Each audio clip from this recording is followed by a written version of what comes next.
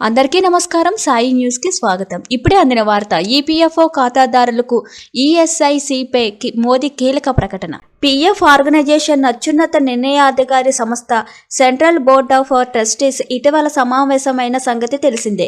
ఈ క్రమంలో మోదీ సర్కార్ తాజాగా ఉద్యోగుల భవిష్య నిధి ఎంప్లాయీస్ స్టేట్ ఇన్సూరెన్స్ కార్పొరేషన్ కింద ఉద్యోగులను తప్పనిసరిగా కవర్ చేయాలని చూస్తుంది.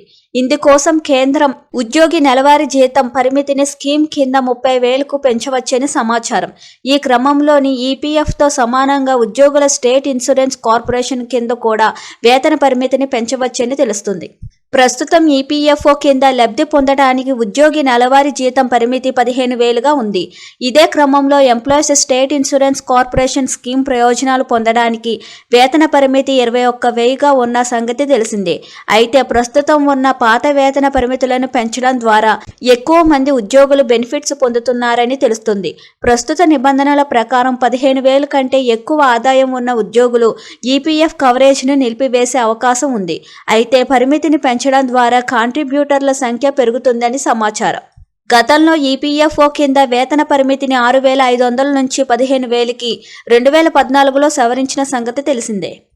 ఈపీఎఫ్ఓ రూల్స్ ప్రకారం ప్రస్తుతం ఉద్యోగి యజమాని 12% చొప్పున భవిష్య నిధికి ప్రతి నెల వేతనంలో జమ చేస్తున్న సంగతి తెలిసిందే.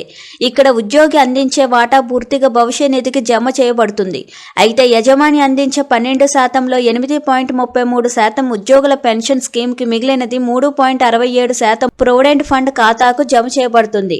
ఇక్కడ పాత రూల్స్ ప్రకారం ఉద్యోగి బేసిక్ పే 15,000లో 12% అంటే 1,800 ఉద్యోగి చెల్లిస్తూ ఉంటారు. ఫిబ్రవరిలో జరిగే సమావేశంలో దీనిపై ఫైనల్ డిసిషన్ ఉండవచ్చని తెలుస్తుంది. గత శనివారం జరిగిన EPFO central board of trustees సమావేశంలో జీతాల పరిమితి పెంపుపై కొంత చర్చ జరిగినట్లు తెలుస్తోంది. ఈ క్రమంలో చాలా మంది ట్రస్ట్ సభ్యులు కార్మిక మంత్రిత్వ శాఖ ప్రస్తుత పరిమితిని రెట్టింపు చేయడానికి అనుకూలంగా ఉన్నట్లు వెల్లడైంది.